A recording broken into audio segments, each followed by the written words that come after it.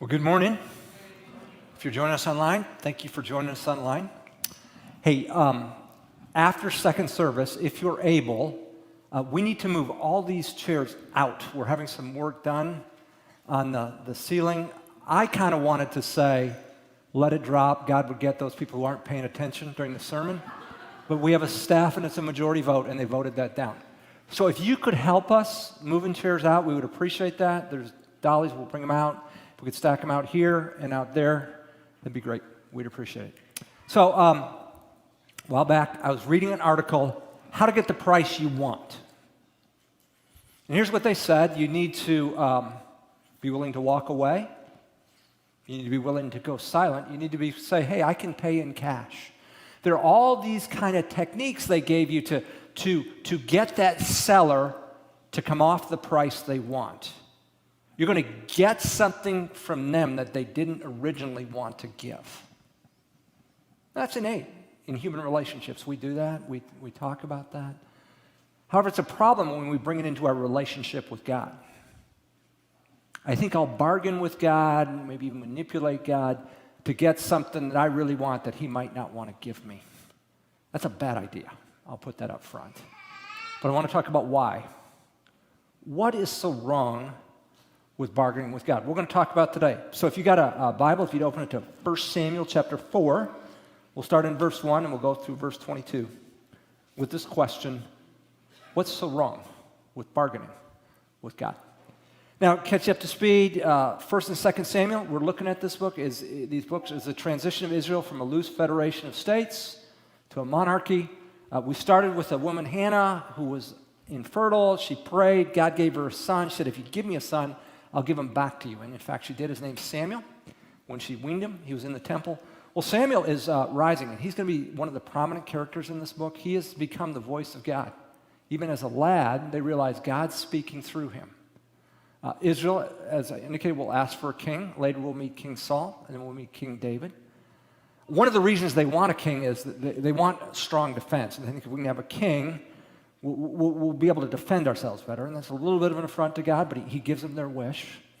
But we meet kind of their constant antagonist, their constant enemy, the Philistines. Starting in verse 1, wars them, and it says, now Israel went out to meet the Philistines in battle and camped beside Ebenezer, while the Philistines camped in Aphek. So they will be a thorn in Israel's side until 2 Samuel chapter 5, 2 Samuel 5, when David finally defeats them for good. But here they are, ready to do war. Verse 2 says, the Philistines drew up in battle array to meet Israel. When the battle spread, Israel was defeated before the Philistines, who killed about 4,000 men on the battlefield. There's scholars debate, was actually 4,000, was it 4 military units? The big idea is Israel got defeated, and they got defeated soundly. And you'll notice this is a really succinct description of the battle. And when we started this book, we said this is not going to be a comprehensive history. It's going to be a focused history. It's going to be true, but it's going to be a history focused on Israel and their relationship with God. These narrators, under the influence of the Spirit of God, wrote so we could learn from their mistakes. Well, here's the conclusion of why they lost in verse 3. When the people came into the camp, the elders of Israel said, why has the Lord defeated us today before the Philistines? Okay, they figured out it ain't the Philistines ultimately that cost them. It's the Lord. And something's wrong. Something's awry. Why would God do that? Well, if you know anything about the history of the nation of Israel, when they came into the promised land under Joshua, they won their initial battle at Jericho. And they were warned, don't take any of the bounty. Well, one guy named Achan did. And they lost the next battle at Ai. And it's kind of like, what happened? Well, they figured out this Achan took it, and God dealt with him, and then they moved on. So they have this history of, we can lose battles because we've given an affront to the Lord. Moreover, we've seen in chapter 2 that Eli's two sons, Hophni and Phinehas, are defiling the sacrifice of God. They're taking a three-pronged fork and sticking it in there, taking out stuff that doesn't belong to them. The meat's supposed to be boiled. They want it roasted, so they're taking it before. And when they're warned, they say, if you don't, we'll take it by force. Eli, their father, knows and has chosen not to do anything about it. And in fact, not only are these guys taking from the sacrifice of God, they're taking what is not theirs in terms of morality. They're involved with women immorally right at the door into the temple. Chapter 3 tells us that a word from God was infrequent in these days. Yeah, no joking. Yet, rather than deal with this issue, they're going to try and manipulate God. They're going to try and get God to do what they want, and that's what they do in the second part of verse 3. It says, let us take to ourselves from Shiloh the ark of the covenant of the Lord, that it may come among us and deliver us from the power of our enemies. We're not going to deal with our issues. We're going to get the ark of the covenant of God. That's a very symbol of his presence. And you know what? God will be obligated. I mean, we're taking that Hummer right into battle. God's not going to let us. We can't lose the ark. That's the symbol of his presence. They're going to try and manipulate God to do what they want, rather than deal with their issues. How do you think it's going to work out for them? Well, we'll get there. But I think that's innate. We do that in our relationships, in our marriages, our parents. We do that when we go to buy and sell. So my parents took me to church as long as I can remember.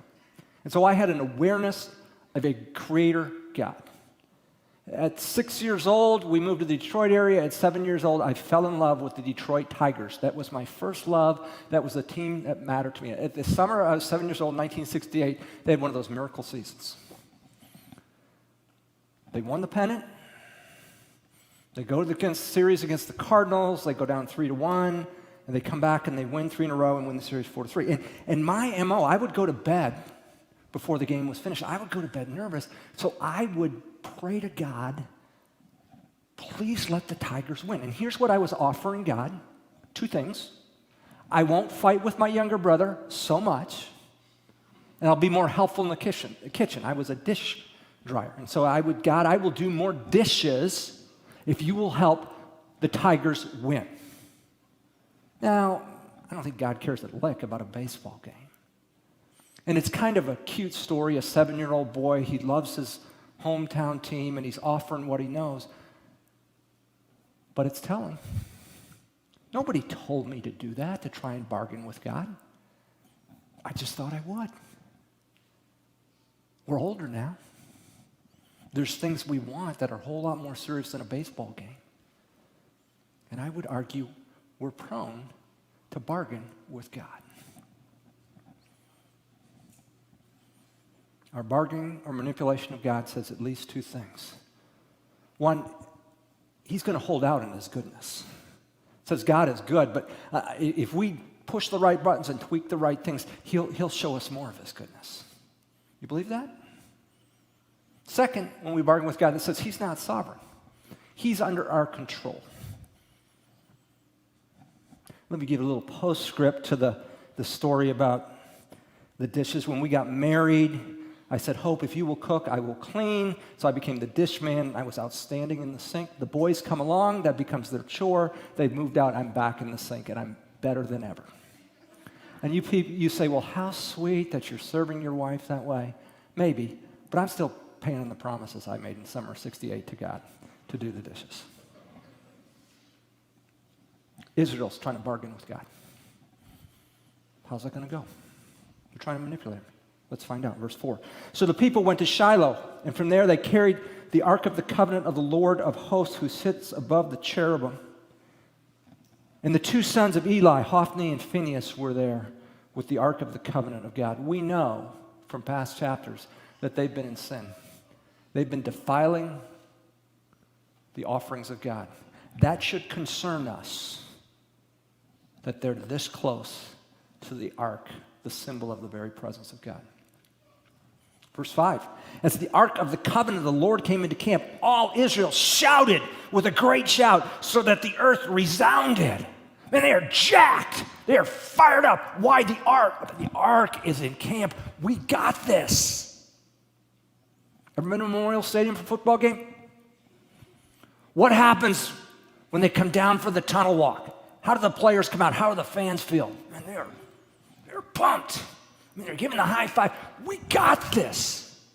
Well, that's what we got right here. The ark has come in, and the music is going, and people are strutting. They think they got it. Well, this has an effect in the Philistine camp, too. Look, verse 6. When the Philistines heard the noise of the shout, they said, what does the noise of this great shout mean in the camp of the Hebrews? Then they understood that the ark of the Lord had come into the camp. Oh, no. The Philistines were afraid, for they said, God has come into the camp. And they said, woe to us, for nothing like this has ever happened before. Why all the woes? Again, woe to us, verse 8. Who shall deliver us from the hand of these mighty gods? Who are they? These are the gods who smote the Egyptians with all kinds of plagues in the wilderness. Now, they're just putting their understanding of God on the Jewish people. They think they've got gods, but they understand the gods of Israel are powerful. This is that, I mean, they had nothing, and God brought them out with a series of plagues. This is what we're up against. This is terrible. Verse 9, then take courage and be men, O Philistines, or you will become slaves to the Hebrews, as they have been slaves to you. Therefore, be men and fight. Now, this has an impact on the Philistines. I mean, they realize that this is formidable. This is big. We better bow up. So how's it all play out? Verse 10, so the Philistines fought, and Israel was defeated, and every man fled to his tent. And the slaughter was very great, for there fell of Israel 30,000 foot soldiers. Again, the number is debated, but what's not debated is a resounding defeat. Verse 11, and the ark of God was taken. And the two sons of Eli, Hophni and Phinehas, died. Why'd they bring the ark into the camp? They wanted to win, right? They're going to win big. How'd that work out for them? Let me tell you, God remained in control. When he brought judgment on Eli for not disciplining his sons, he sent a man of God to pronounce judgment. He pronounced all these things. I'm going to cut your family off as priests. You're not going to have an old man that lives in the house. And just so you know, this is not a fluke. He said this. This is 1 Samuel 2, verse 34. This will be the sign to you which will come concerning your two sons, Hophni and Phinehas. On the same day, both of them will die. Israel was going to get their way with God. Didn't happen. God had his way. He won't be manipulated. We can't bargain with him to get what we want. So we started asking this question, what's so wrong? What's so wrong with bargaining with God? We'll lose. We'll lose big, real big, when we try and bargain with God. We'll lose, and we'll lose big when we try and bargain with God. Now, what Israel should have been doing, instead of bringing the ark into the camp, is what are the sin issues? What about these two sons who are violating the sacrifice? What about the fact that we haven't had a word from God? What about that there is no vision from God? What's this about? But they didn't want to do that. We wouldn't do that, would we? Maybe you're working, and you're working, I mean, you're not taking a Sabbath, you're not having time for your family, you're not having time for your friends, you're not having time for anybody. And you think, well, I'm making more money, so I'll just give that to the Lord. Here's the deal. It's hard for the pastor to say this, but God doesn't need your money. God doesn't need your money. He has the cattle on 1,000 hills.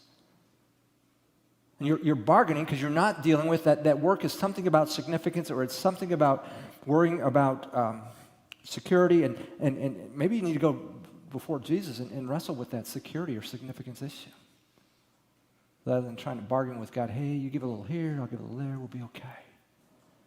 Or maybe you're in a dating relationship or in a close friendship with somebody who's not a follower of Jesus. They do not value Jesus. They do not prioritize Jesus like you do. And God's real clear on that. We need not to be intimately linked with people. But you've got it rationalized. Well, I'll lead them to the Lord. God needs me in the process. No, he doesn't. God is sovereign in the lives of every person in their salvation. And maybe for you, it's trusting God for intimacy or significance. You're counting on this relationship where you should be counting on God. We don't bargain with God. We can't manipulate him. We'll lose when we try. There's a question for you, and we won't get to it till next week. Israel just lost the ark. And the Philistines thought, man, that's an all-powerful God. That's the God who beat the Egyptians. What do the Philistines think about now? About the God of Israel. How does he look? Kind of weak, don't you think? A little powerless. Do you have stuff that's going on in our culture right now? You think, where's God? Seems kind of powerless in this. Come back next week. We'll see what this powerless term, intentionally in quotes, God does about this whole ark thing. For now, Israel's still reeling from this defeat, and it's still playing out. So in verse 12, we see, now a man of Benjamin ran from the battle line and came to Shiloh the same day with his clothes torn and dust on his head. Torn clothes, dust, sign of lament. When he came, behold, Eli was sitting on his seat by the road, eagerly watching for his sons. Nope, that's not what it says. Eagerly watching because his heart was trembling for the ark of God. He knew that shouldn't have gone into battle. Yet he had given up his credibility, his right to speak, and so it went. So the man came to tell it in the city, and the city cried out. When Eli heard the noise of the outcry, he said, what does the noise, this commotion mean? Then the man came hurriedly and told Eli.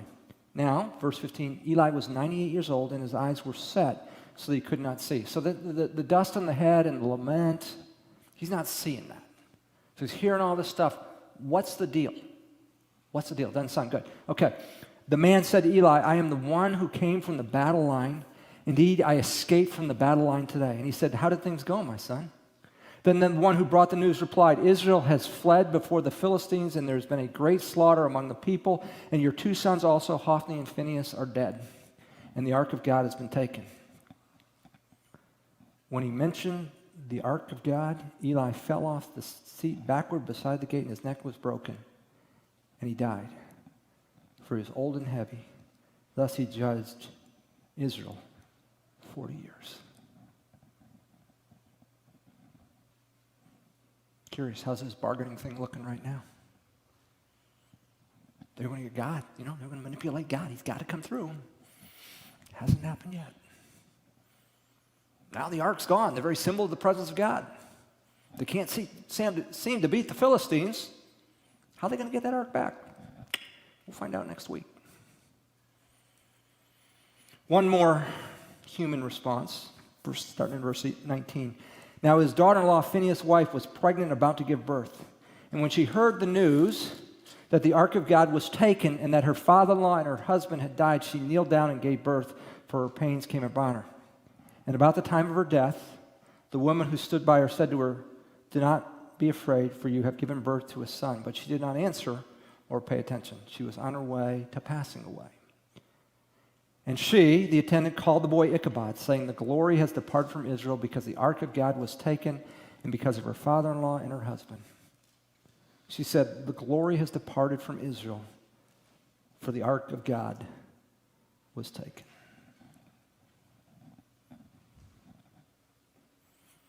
One more time. How'd the bargaining turn out? How'd the manipulation go? Listen, when you and I attempt to bargain with God, when we attempt to manipulate God, it says at least two things. We don't believe in the total goodness of God. Maybe there's a little bit more goodness we can squeeze out of him if we push the right buttons. Second, it says we don't believe God's sovereign. We control him. He doesn't control us, because if we say the right thing, do the right thing, push the right thing, then then we'll get what we want. We've termed or titled this series Reliant. People reliant on God, don't try and bargain with God. Don't try and manipulate him. Because he's sovereign and he's good, and we'll take it at that. And sometimes we don't understand everything, but we won't bargain. Now, that's different than in God, in your mercy and your goodness. Would you heal somebody? Would you get me a job? Would you get me a date? Would you get, yeah, okay. I'm okay with, that's different than you owe me. God, I'm broken, I need you. Yeah, I'm fine with that. I'm asking in your mercy and grace, but it's different when we think we're going to bargain. I'm going to give you this, and you're going to give me that. See, self-reliant people, I mean, I got to do something. It's about me. It's about me getting something out of God. It's your bargaining, my manipulation, my attempt to manipulate, your attempt to manipulate. Tells us we're living a self-reliant life. It's about me getting something out of God. Before Jesus went into public ministry, he was led by the Spirit into the wilderness for 40 days. And he was tempted there, and the devil comes along and says, it's been 40 days. Why don't you turn these stones into bread? And Jesus said, you don't live by bread alone, but by every word that comes out of God's mouth. And, there was an attempt for Jesus to bargain there. Maybe God could cut it down to 30, or maybe Jesus could go on one of those diets, where you only eat like 6 hours a day. Lord, Father, can I do 18 hours and eat 6? Or trying to bargain because he's hungry. No, didn't do that. Then the Lord came along and he said, the devil came along and said, hey, nobody's recognizing you for who you are. Why don't you throw yourself down and the angels will catch you up and go, oh. In fact, we know Jesus' brothers, half-brothers, didn't believe he was the eternal Son of God until after he resurrected from the dead. A lot of people weren't recognizing, hey, Jesus, we're a culture. You got to know who I am. Jesus didn't try and bargain to get any recognition. He said, at God's time, after my death and resurrection, I will be raised up, but I'm not going to push the timeline. Third one was, if you'll just worship me, Satan says, I'll give you a part of this kingdom. You can have the whole kingdom. And Jesus didn't try, well, maybe I can get part. No, I'm not going there. I'm worship only Father alone. Jesus modeled, you don't bargain with the Father. But we do. At least I do. And maybe we're not that different. So as I was finishing graduate school, I believed God was calling me to vocational ministry. And so in the summer of 1984, I went out to training in Fort Collins, Colorado. And I wanted two things from God. One, I wanted to be in campus ministry. And they had told us when we went to training, if you have a technical background, which I did, chemical engineering undergraduate, we may need you in computer services, which means you would go to headquarters in San Bernardino, California, and then you'd serve there a couple years, then you'd go into campus ministry. Well, I didn't want that. I didn't want to be in computer services. I wanted to be on a campus. Second, Texas A&M, where I went, was this prototypical big state university, and I had a great time doing that. And my whole social network was campus. I wanted to recreate that in ministry, so I wanted a major university in the South. So I said major university in Texas. I was thinking University of Texas or Texas Tech. Oklahoma, I was thinking Oklahoma State or Oklahoma. So I said Texas, Oklahoma, Arkansas, Louisiana, Mississippi, Alabama, Georgia, Florida. I said, if you can't do that, I grew up in the Midwest, Michigan, Ohio, Indiana, maybe Purdue, if God had blessed me, Wisconsin, or Illinois. I think I gave them 13 states. And so the night comes for your place. Oh, and here's what I was bargaining with God. Here were my 3 chips with God. I just had a very difficult conversation with my dad where I told him I was going into vocational ministry, and that was hard. So God, you owe me for this hard conversation. Second, I was going to be making a whole lot less money as a missionary than I would as a chemical engineer with an MBA. And third, and maybe hardest of all, I was going to have to ask people for that. So God, I'm giving you these 3 things. You owe me this. Campus ministry on a major university in the South. And I opened the placement up, and it says, campus ministry, good, but it says the University of Northern Colorado in Greeley. And we had a 24-hour discipline of silence so we don't go spewing things. So the next night, I meet with the area director, and he says to me, if you're from Wisconsin, Colorado's pretty far south. That was his explanation of why I got Colorado. And I think, buddy, you're geographically challenged. And he explains to me, we're trying to rebuild the ministry, blah, blah, blah. Well, maybe. So then somebody says, hey, Andy, we're in Fort Collins. I didn't even know where Greeley was. It's only 40 minutes east of here. Let's drive over and see it. So we did the next day. And I thought, oh, we missed out on our understanding of what a major university is. Greeley was a much smaller campus than A&M, and I remember sitting in front of the science building, and I thought, chemistry is a branch of science, and at Texas A&M we had 3 chemistry buildings, each one 5 to 10 times as big as your science building. We missed on the definition of a major university. Let me give you the upshot of those years in Colorado. First, I had to learn some very painful but necessary lessons about not finding my significance in my performance. The ministries in Colorado were much smaller than those in the South, and particularly at A&M, and my ministry was much smaller. And that was really hard for me. About a year and a half in, I went to my director, and I was in tears, and I said, I need to quit. Why? Because it's bad stewardship for anybody to give money to me. I'm terrible in ministry. Well, I think you might be overreacting here, Andy. But they were hard lessons. My worth is not in my performance. Second thing, 1988, because of the proximity of the 3 campuses, Greeley, Fort Collins, and Boulder, I became an acting director in Greeley, and our area, 3-state area, the office was in Boulder, and that area director came up and heard me speak a couple times, and he took me to lunch after that. And he said, has anybody ever told you you have a passion and gifting for communication? No, I haven't. Well, he said, as we move you to being a director, I want you to think about building the ministry around that gift. But then he said, Andy, we all leave at some point. If and when you leave, have you thought about a preaching ministry in a church? No, never thought of that. We said, I'd think about developing this gift, and oh, by the way, there's a major evangelical seminary in Denver, which is just an hour away.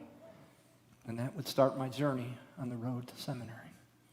Third, finally, I spent 15 years out there, 85 to 2000. I was overseas for 3 of those years. I developed friendships. I didn't think that, until we moved to Lincoln, that became my home. That's the place I'd lived the longest. I've gone back to Colorado every year since we've been in Nebraska. People have come to see me because of those friendships. Listen, I wanted to bargain God out of that. I had chips to offer.